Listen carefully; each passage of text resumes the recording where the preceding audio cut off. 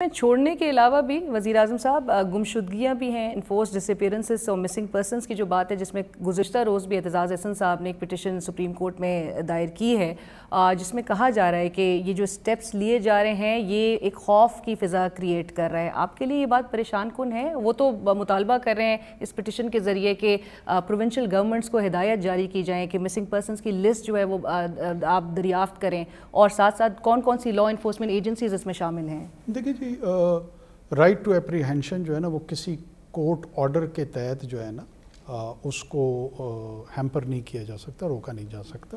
کہ آپ یہ کہیں کہ ریاست کے جو انفورسمنٹ کی باڈیز ہیں یا ایجنسیز ہیں ان کو روک دیا جائے قانون کا نفاذ کا۔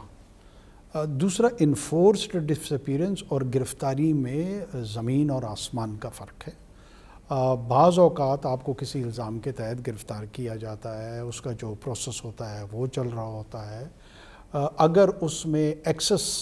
کے چیلنجز سامنے آتے ہیں تو لوگ اس کو ایک دم سے انفورسڈ ڈس اپیرنس کے ساتھ جوڑ دیتے ہیں، جو کہ انفورسڈ ڈس اپیرنس کسی صورت قطعاً نہیں ہے۔ گرفتاریاں اس زمرے میں ہوئی ہیں اور سینکڑوں نہیں، غالباً ہزاروں کی شاید تعداد۔ اور ان کا جو کلیم ہے ان کی جماعت کا، پاکستان تحریک انصاف کا، جو مسنگ پرسنز ہیں، وہ آپ سمجھتے ہیں بے بنیاد ہے؟ دیکھیں جی،